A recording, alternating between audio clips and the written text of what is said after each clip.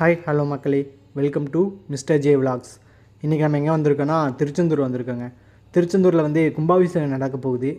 அதுக்கு முன்னாடியே ஒரு டைம் வந்துட்டு போயிடலாம் அப்படின்ட்டு ஃபேமிலியோடு வந்திருக்குங்க.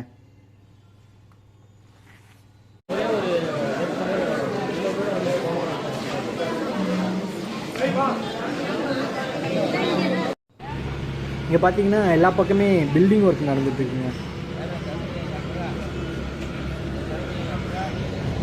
நாங்கள் மார்னிங் தான் வந்தோம், அதனால் பக்கத்துலேயே ஒரு ரூம் எடுத்துகிட்டு குளித்து ரெடி ஆகிட்டு சாப்பிட போகலாம் அப்படின்ட்டு கிளம்பிட்டோங்க.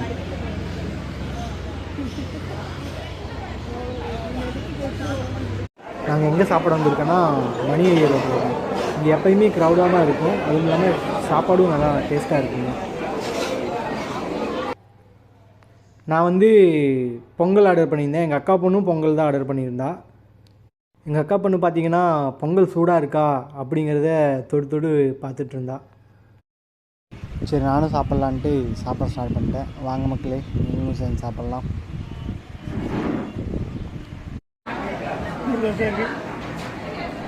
பொங்கல் சாப்பிட்டு பார்த்துங்க, பொங்கல் நல்லாவே இருந்துச்சு. நீங்களும் வந்தீங்கன்னா பொங்கல் ட்ரை பண்ணி பாருங்கள். சரி, எங்கள் அக்கா பொண்ணு சாப்பிட்றத வீடியோ எடுக்கலான்னு எடுத்துங்க.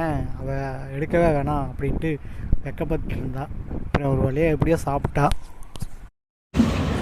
சாப்பிட்டு முடிச்சுட்டு சாமி கும்பிட்ற டைம் ஆச்சுட்டு ஃபோன் எல்லாமே லாக்கரில் வச்சுட்டு போகணும். அதனால் ஃபோன் லாக்கர் இருக்கிற இடத்த தேடிட்டுங்க.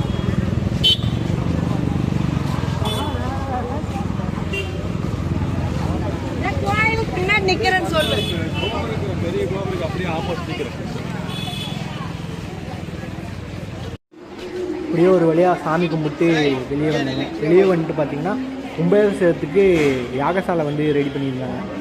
ஃபுல்லாக கோல்டன் கலரில் ஜொலிக்கிற மாதிரி ரெடி பண்ணியிருந்தாங்க. அதை பார்த்துட்டு இருந்தோம்.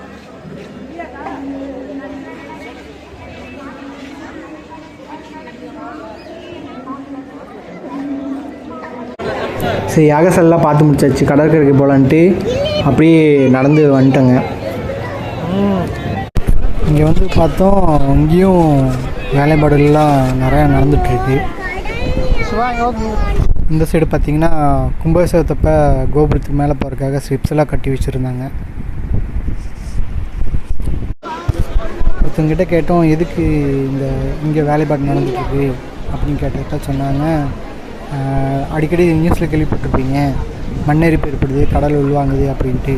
அதெல்லாம் தடுக்கிறதுக்காக தான் இந்த கல்லெல்லாம் போட்டு ரெடி பண்ணிகிட்ருக்காங்க அப்படின்னு சொன்னாங்க.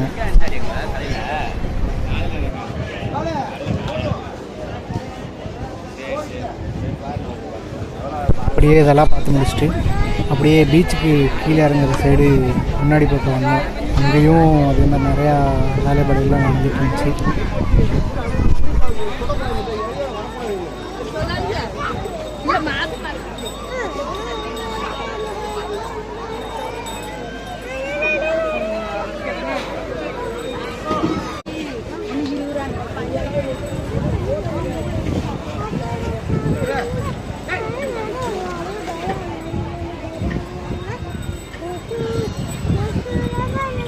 அக்கா பொண்ணு கடலில் விளையாடணும் அப்படின்னு சொன்னான். சரி, நீங்கள் விளையாடுங்க, நான் இந்த கடல் உள்வாங்குச்சின்னு சொன்ன இடத்த போய் பார்த்துட்டு வரேன் அப்படின்ட்டு அவங்களை விட்டுட்டு கிளம்பிட்டேங்க.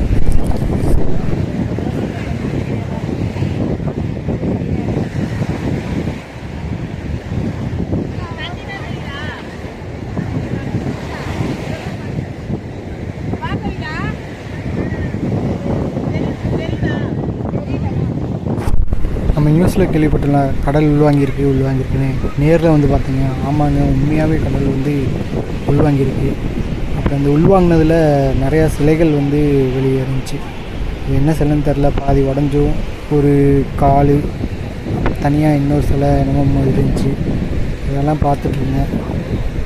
இன்னும் கொஞ்சம் தூரம் நடந்து போகலாம் அப்படின்ட்டு நடந்து வந்தேன். நடந்து பார்த்திங்கன்னா ஒரு 50 மீட்டருக்காவது கடல் உள்வாங்கியிருக்குங்க. அப்படியே அந்த பவளப்பாறைலாம் வெளியே நல்லாவே தெரிஞ்சிச்சு. சரி, இன்னும் கொஞ்சம் பக்கத்தில் போய் பார்க்கலாம் அப்படின்ட்டு போனேங்க.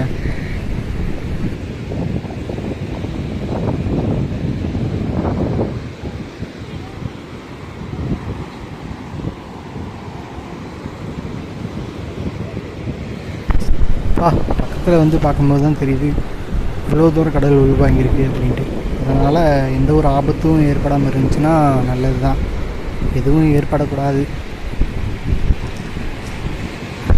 சரி வந்து ரொம்ப நேரம் ஆச்சு, சரி பார்த்தாச்சு கிளம்பலாம் அப்படின்ட்டு கிளம்பிட்டேன். கிளம்பி வரும்போது இன்னொரு இடத்துல அதே மாதிரி சிலை வந்து உடஞ்ச நிலையில் கிடந்துச்சு. இதெல்லாம் எந்த காலத்து சிலை அப்படிங்கிறது தெரியல. தொழில்துறை இது வந்து ஆராய்ச்சி பண்ணி பார்த்தாங்கன்னா கண்டுபிடிக்கலாங்க.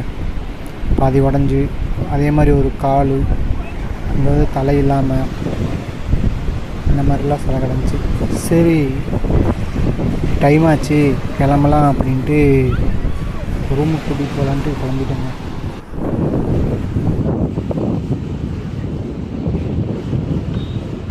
ரூமில் நல்லா ரெஸ்ட் எடுத்துகிட்டு நாங்கள் ஊருக்கு கிளம்பிட்டோங்க.